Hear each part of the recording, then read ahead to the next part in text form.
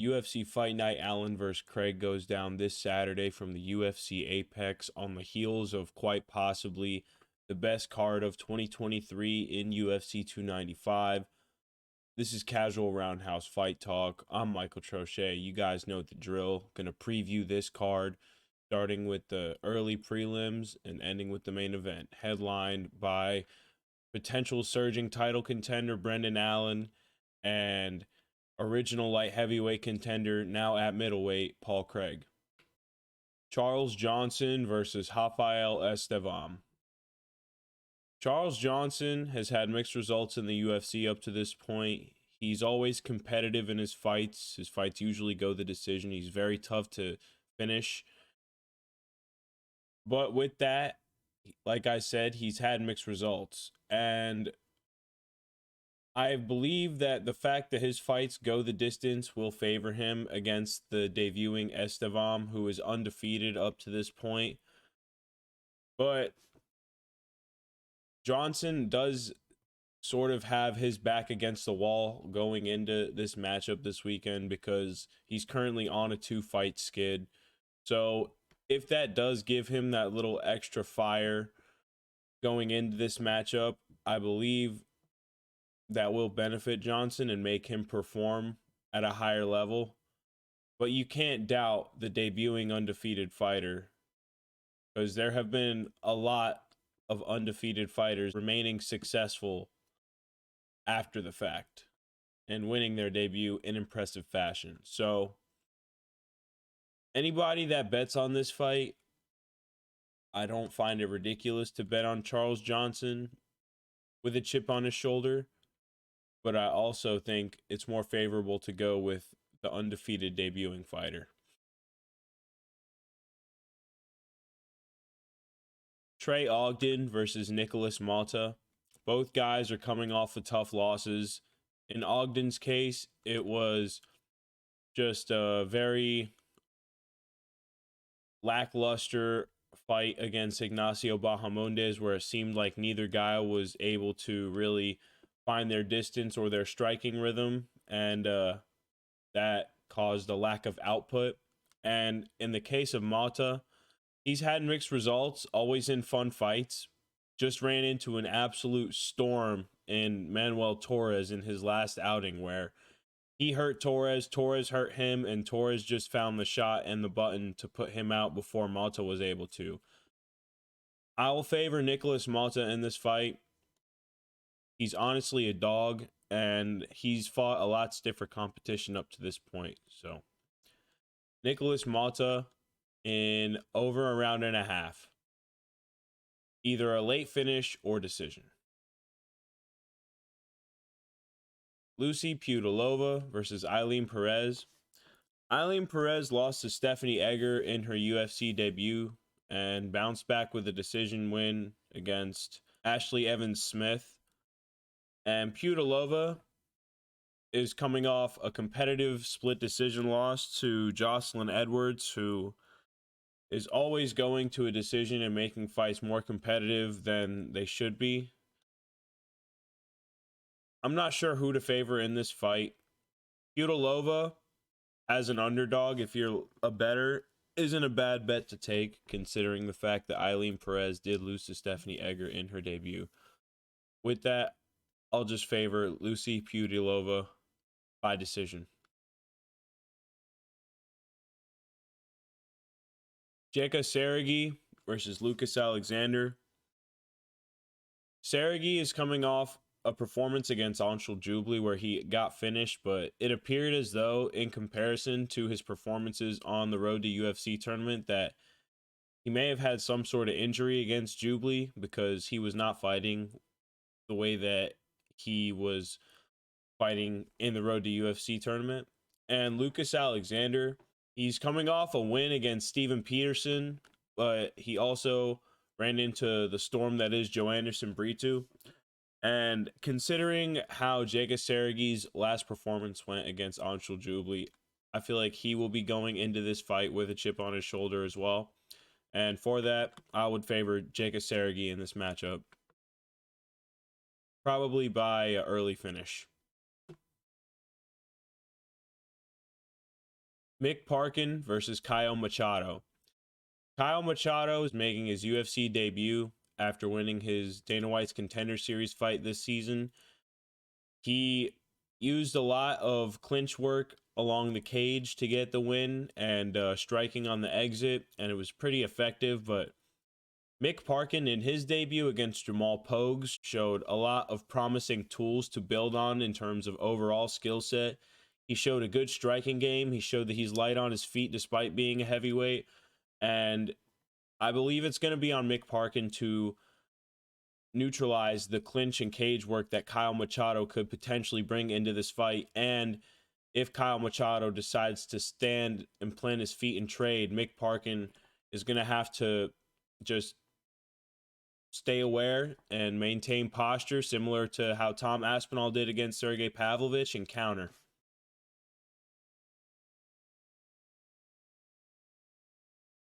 This matchup was unfortunately scrapped. It is now Christian LeRoy Duncan versus Denis Tiuliulin, and I'm going to keep this brief considering that because Tiuliulin is on a bit of a skid, and Christian LeRoy Duncan, in his UFC stint, has fought Dushko Todorovic, who he finished, and lost a decision to Armen Petrosian. So I will be favoring Christian LeRoy Duncan in this matchup. Chad Anheliger versus Jose Johnson. Jose Johnson made his debut on short notice earlier this year against Damon Blackshear, and he wound up getting caught in a twister. With that, he's had a full training camp to prepare for somebody who's a lot less dangerous, in my opinion, than Damon Blackshear. And Chad Anheliger is not as active as a fighter. He hasn't been active this year up to this point compared to Johnson, which I think will favor Johnson. But if you were to take that Chad Anheliger underdog bet, I would not judge you one bit. Bit of a toss-up matchup. Both guys are kind of going to be going into this fight with a chip on their shoulder, I feel like, considering how their past fights have gone and how they're both sub 500 in the UFC. But I think I'd have to favor Jose Johnson.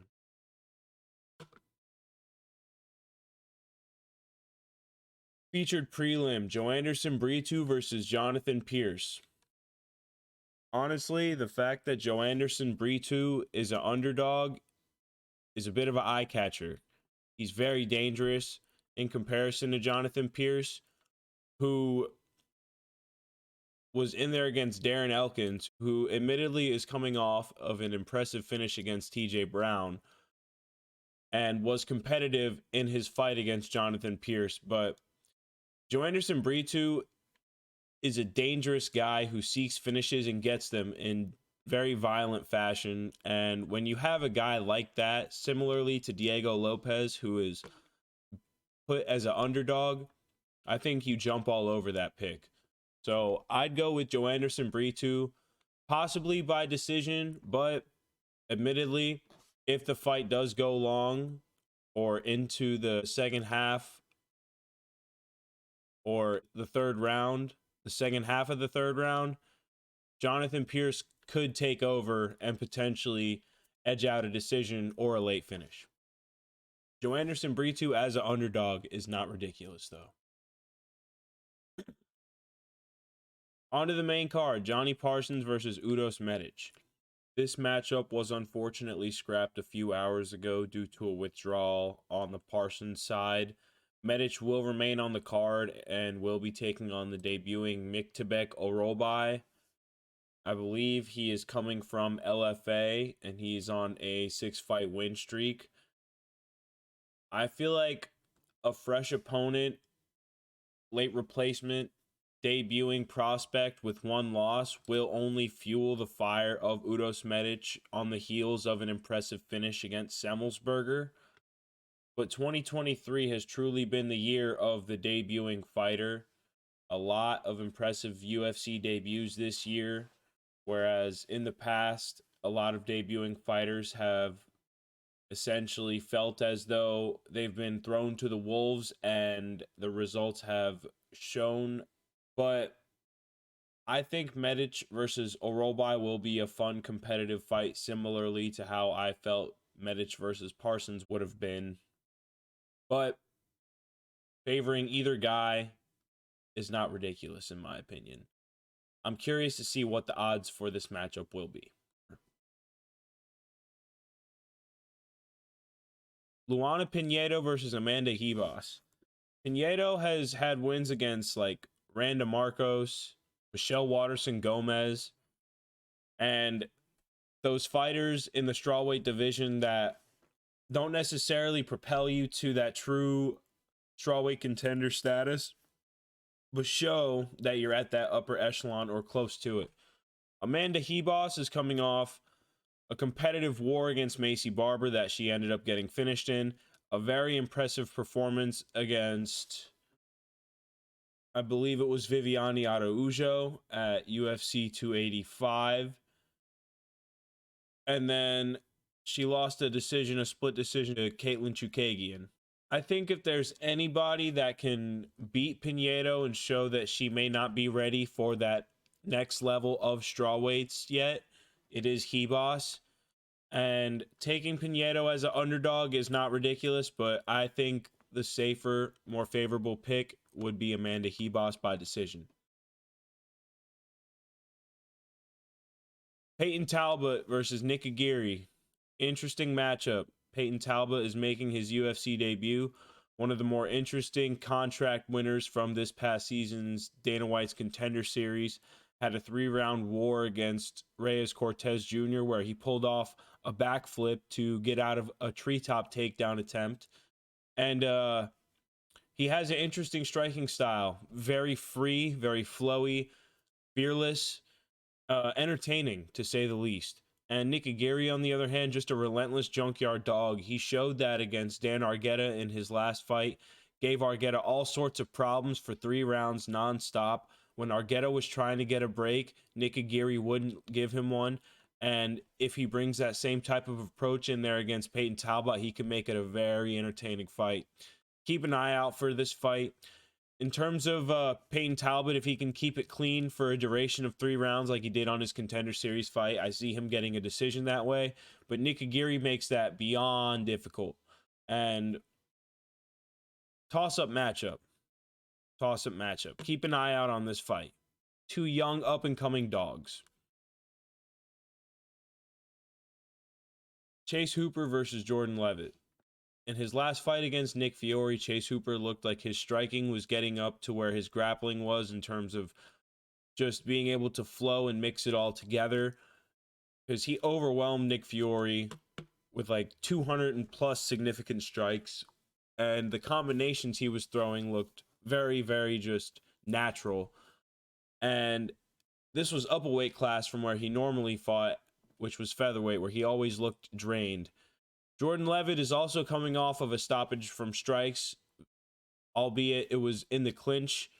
But Jordan Leavitt as an underdog is a bit more of a risk as a better, in my opinion, considering the fact that Chase Hooper's striking improvements compared to Jordan Leavitt are a lot more gradual. So I think Chase Hooper by late finish or decision is the favorable and safe pick.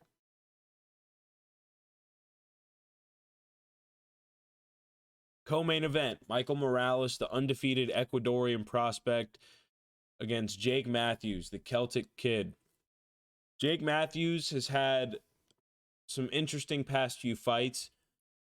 He finished Andre Fialho last summer and then had a rough war against Matthew Semmelsberger to close out 2022, where he was dropped multiple times but refused to quit, fought his way back into the fight, and made it competitive despite losing the decision, and had an interesting fight against Darius Flowers where he won a decision, but Flowers just made it way more difficult for him than what I thought it would be. Morales, he's been tested despite still being undefeated. He's had fights where he's been tagged with shots and taken down and had to work his way out of tough positions and fight his way back in. And he's found finishes in those rough spots. And for that, I think he's the favorable pick. if you're betting, obviously he's not an underdog, so it's not a risky pick that can win you good money, but he is a safe pick, and it's a promising prospect considering he's still undefeated. If Jake Matthews comes into this fight refreshed, well prepared, and without any lingering injuries, this is another potential fight of the night contender. And we have the main event, Brendan Allen versus Paul Craig. Paul Craig looked impressive in his middleweight debut against Andre Muniz. I know a lot of people want to say Andre Muniz was never necessarily a true title contender, but the thing is, he has the ranking now, which is at the end of the day all that matters. And Brendan Allen has beaten everybody that has been put in front of him, despite obviously the current middleweight champion Sean Strickland and his main teammate slash sparring partner Chris Curtis. So when you come up short to the champ and his main sparring partner, which means it's like a mirror matchup just from the opposite stance because Curtis is a southpaw, that's not rough company. You know what I mean? This fight is essentially Brendan Allen protecting his ranking as well as his current position in the middleweight rankings. I feel as though if Brendan Allen looks impressive in this fight, neutralizes all the grappling threats Paul Craig's going to throw at him, is able to have an edge in the striking and land the harder shots and potentially find a finish like he has been in his past few fights, he will be propelled into top 5 talks. I don't think he will be ranked in the top 5, but I think he could get a top 5 opponent with a finish of Paul Craig. And Bearju, on the other hand, he beats Brendan Allen. He takes all that momentum from him and then some, in my opinion. It depends on how Paul Craig looks, considering the fact that he's down a weight class, which means that weight cut can be a bit tougher and have a bit of an effect on their performance, on top of the fact that he isn't a younger fighter, which is always a factor. Safe pick, in my opinion, is Brendan Allen in over 2.5 rounds by potential finish. I think Brendan Allen has that dog in him. I think he has momentum, and I think he's very determined. Be sure to let me know what you guys think and who you think is going to win, whether it's the main event or the second fight on the early prelims. Appreciate everybody watching this edition of Casual Roundhouse Fight Talk, and we'll see you in the next one.